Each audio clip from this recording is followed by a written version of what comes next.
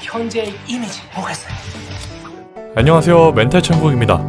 오늘 말씀드릴 작품은 차인표 배우가 자신의 이름을 내걸고 기존에 쌓아왔던 이미지를 탈피한다는 주제로 주목을 받은 넷플릭스 오리지널 코미디 영화 차인표 리뷰입니다.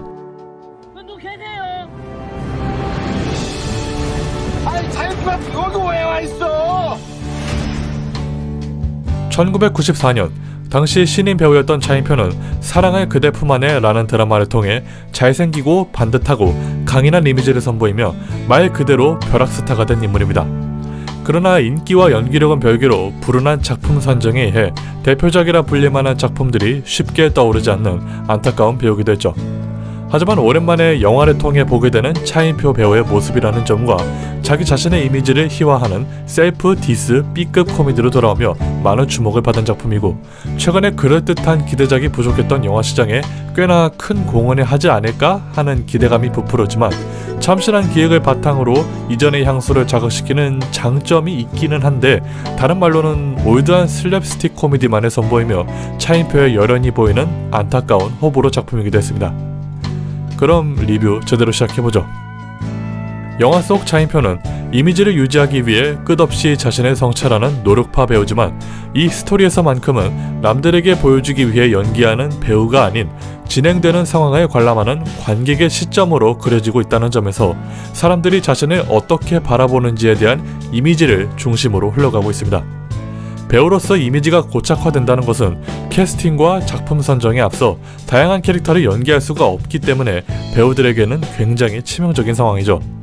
때문에 우리는 극중 차인표의 변함없는 이미지를 유지한다는 것이 대단하게 느껴지기도 하지만, 배우라는 직업으로서는 상당히 안타까운 모습을 그리고 있으며, 건물 잔해에 깔려있기 때문에 남들이 하는 말과 행동에 의지할 수밖에 없는 상황으로 이미지에 대해 다시금 성찰하게 되는 과정을 통해서 어떻게든 웃겨보려는 코미디의 열연이 보이긴 하나, 애잔한 마음이 드는 것은 어쩔 수 없는 상황이자 배우라는 직업의 속을 까본다는 매력적인 관람 포인트가 되기도 할 것입니다.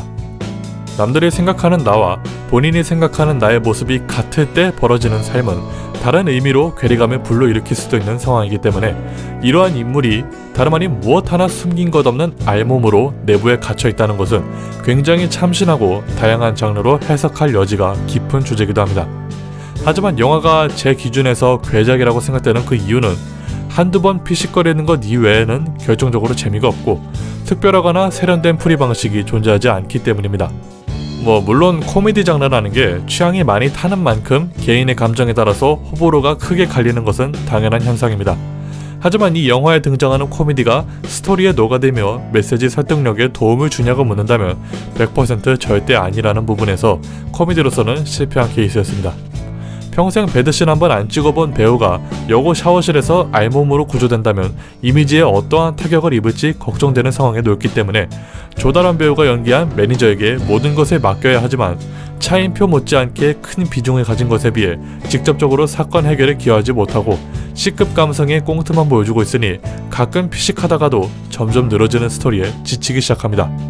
결국 모든 등장인물들은 약 1시간 동안 이미지만 신경쓰는 차인표의 속을 박박 긁기만 하는 역할에 그쳤고, 참신한 설정에 비해 이야기의 흡입력이 점점 떨어지며 오락 영화보다는 메시지가 짙은 블랙 코미디에 더 가깝다는 생각이 들었습니다. 하지만 그마저도 블랙 코미디 요소들보다는 드라마 장르의 감정적인 이야기를 풀이할 때, 특히나 본인이 스스로에게 직접 감정적인 이야기를 풀이할 때가 더욱 인상 깊었기 때문에 코미디로서 더 나은 선택지가 있었다는 부분에서는 차라리 다른 장르로 전환하는 게 어땠을까 싶기도 합니다. 사실 이 주제가 드라마, 스릴러 같은 장르로 만들어도 무관하지만 가장 어울리는 장르가 코미디이기도 하고, 이미지를 바꿔보겠다는 차인표 배우의 열연이 있었기 때문에 작품성으로도 더 기대가 되는 작품이었지만, 결국 이도저도 아닌 긴 단편영화 수준의 영화가 완성됐다는 것이 여러모로 아쉬웠습니다. 코미디라고 하기엔 C급 슬랩스틱 꽁트가 전부고, 메시지가 뚜렷하다고 하기엔 스토리의 전달력과 흡입력이 부족하고, 그렇다고 조유작이라고 하기엔 배우들의 열연과 작품이 보여주는 메시지의 진정성이 담겨져 있기 때문에 배우들과 재밌게 본 사람들에게는 정말 죄송하지만 2021년에 맞이하는 신개념 괴작 영화였습니다. 조유작이나 망작이라고 단정 지을 수 있는 영화는 아니기 때문에 말 그대로 괴작입니다.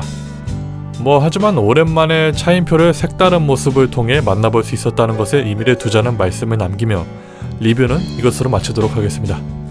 리뷰가 마음에 드셨거나 도움이 되셨다면 구독과 좋아요, 알람 설정, 댓글 부탁드리며 저는 이만 물러가겠습니다.